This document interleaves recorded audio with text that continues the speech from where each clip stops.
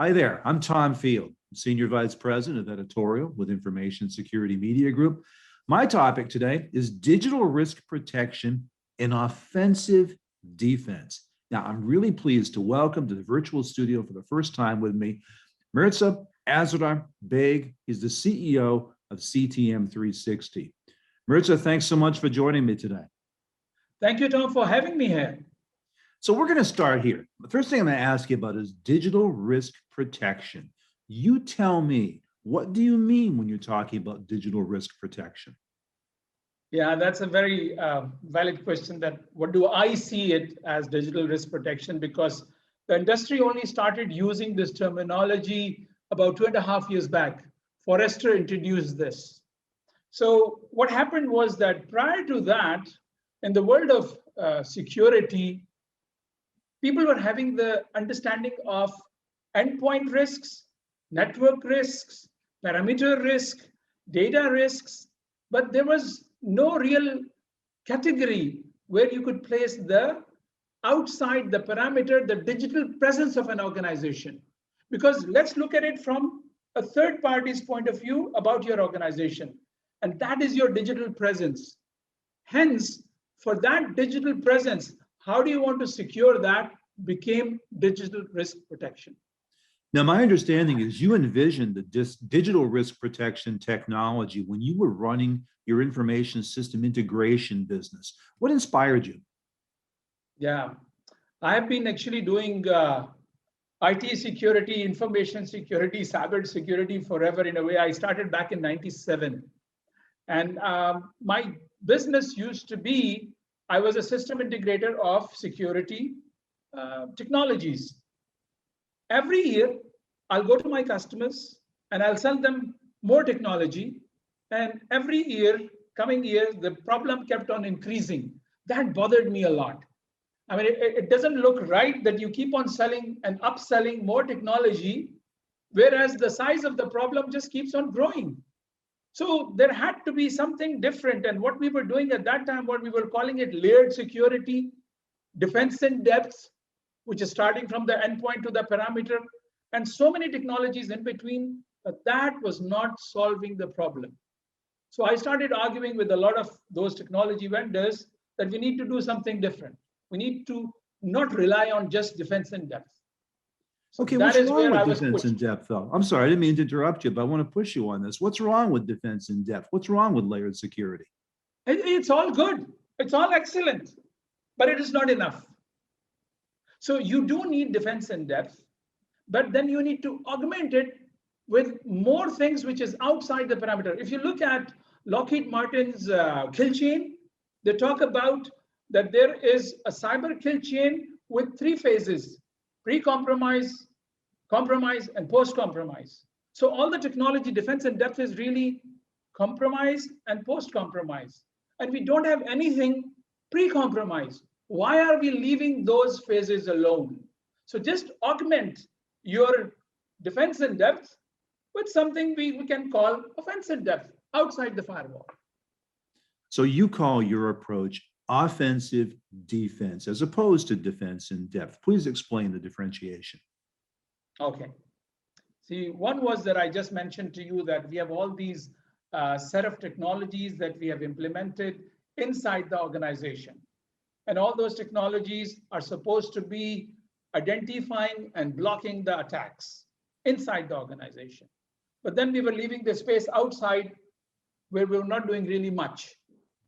So now there is the part of offensive defense means that you look at the early stage of an attack, and also during the attack, you identify the data points and make them actionable. That's the most important piece, make them actionable.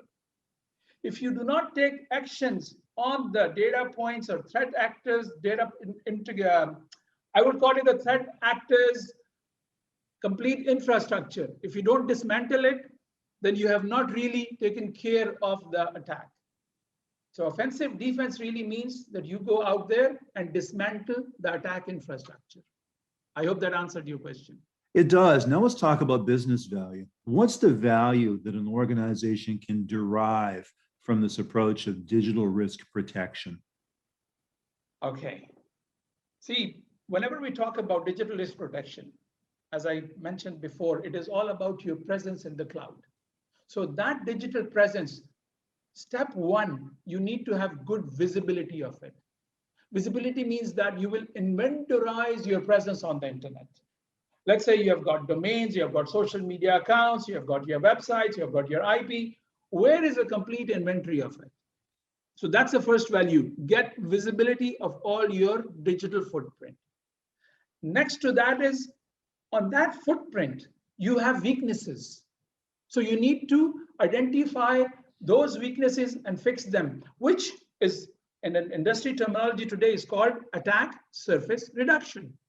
So the two pieces of inventorizing yourself and attack surface reduction is really giving you a secure posture. So this is the first piece of the value. Second piece of the value has to do with the making you a harder target. How? Not only that you have reduced the attack surface, now you go out and identify the attacker's infrastructure as much possible as early stage in the attack or during the attack and dismantle it. Take action on it. Without taking action, it doesn't work. The second value piece is that it has made you a harder target comprehensively. So these are the values the organization will get, which you, and the previous question, what you were saying was, it is really the offensive defense. Well, let's talk about this digital footprint that you were mentioning. You've got the surface web, you've got the deep web, you've got the dark web. How does the solution integrate intelligence from each of these? Okay. You see, there is a lot of hype around dark web. People talk about a lot dark web, and then there's a confusion between the surface and the deep web as well. So the surface web is where you have your presence, which is being looked upon without any authentication. Deep web is where you require authentication. So surface web really has much less data. Deep web has much more. Anything which is a data which I can't see without authentication, that's all deep web. And both surface web and deep web, 99% of the time, the attacker's infrastructure is there. If they're putting out a fish page or they're impersonating me across social media, it's all in the surface of the deep web. Then there is a piece of dark web. And in the dark web, we have a lot of confusion. There is, I would call it confusion. I don't like to really point out that we don't really have so much in the dark web, but we do have sometimes mentions of an organization or a malware piece or their credit or debit card or their credentials being sold there, which we need to know. So all of these three pieces, if we can identify data point across the three, they all put together the attack infrastructure that we need to identify and neutralize. Now, what do you find this intelligence reveals that's unique? Okay, I'm going to introduce some more terminologies, and I hope I'm not confusing. The world of security has been working with indicators of compromise. Right. Indicators of compromise, the word itself means after the attack has happened. So somebody else's indicators of compromise really become my indicators of compromise, because then I start looking for those indicators inside my network. So once that anything has infiltrated, I should be able to know. But that to me is the work of all the technology pieces which we have inside. All the technology vendors, I've got 5-6 vendors, firewall, endpoint, they're all updating the indicators of compromise.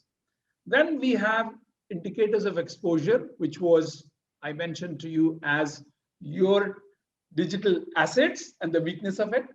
Then there are indicators of warning, meaning if I see something out there which tells me that somebody is putting together an attack to target me, a lookalike domain, a digital certificate which is under my name, all of that as indicators of warning. And then there are indicators of attack.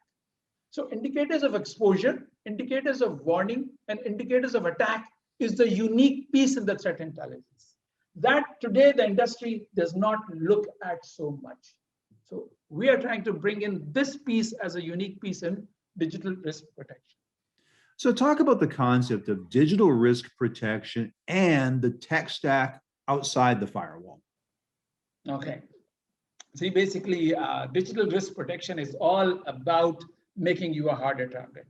So the concept is pretty straightforward. We need to inventorize you, and we need to strengthen you, and we need to identify the attacks and dismantle them. Okay, so but to do so, just like we had defense in depth, the offense in depth or an offensive defense approach will also require this layered security. And that layered security is what I call the stack. In the stack, which will, a while back, people knew everybody was using anti-phishing. Then they started adding to it brand protection. Then they added a layer of data leakage protection outside in the internet. Then they also brought in online anti-fraud and so on. You keep on putting in, you can even do this scorecard on your organization and on third parties, which is all about attack surface and attack surface reduction piece.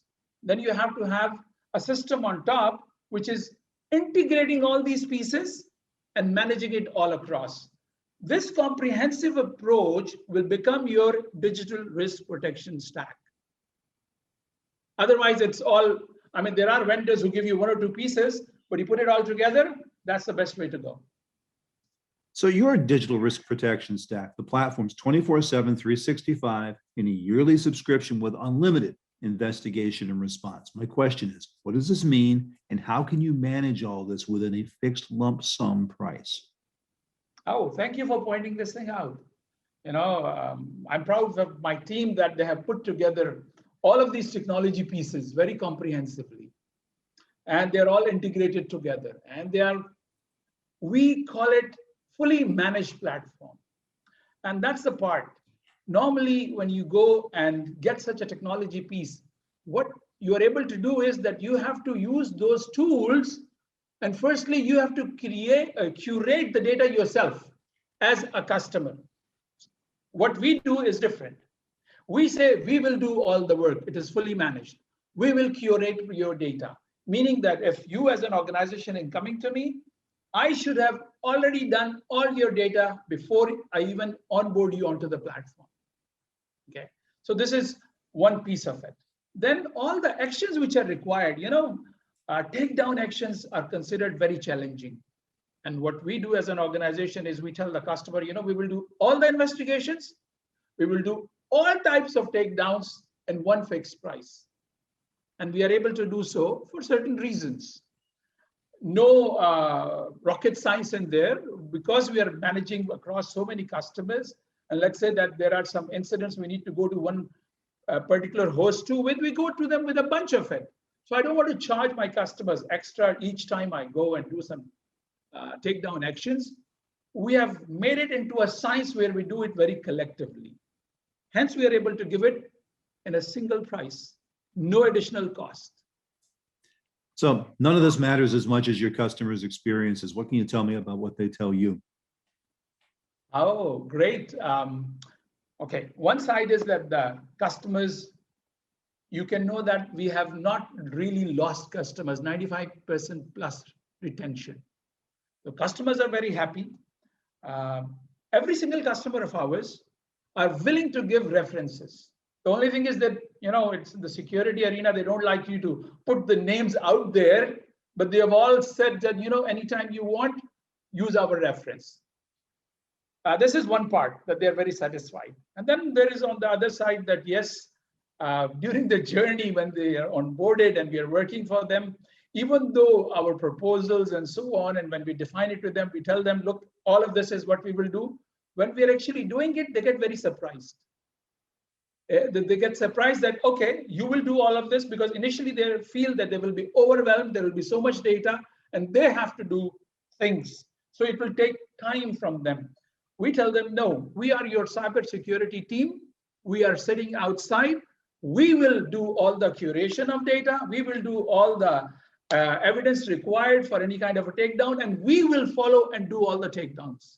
So you just have to sit back and you have to tell us exactly where is more of your concern so we can focus in that area. And we will provide you all the reports, and we interact with various departments also, meaning that we give value to the risk department, we give value to the marketing department, we give value to the IT department, we give value, of course, to the security. Normally, our project is owned by the security department. Well, very I good. hope I haven't said too much on this. No, not at all. It's been an excellent overview. Thanks so much for taking time to talk about digital risk protection. Thank you, Tom. Again, you just heard from Mirza Asrar Baig, who's the CEO with CTM360. Our topic has been digital risk protection and offensive defense. For Information Security Media Group, I'm Tom Field. Thanks so much for giving us your time and your attention today.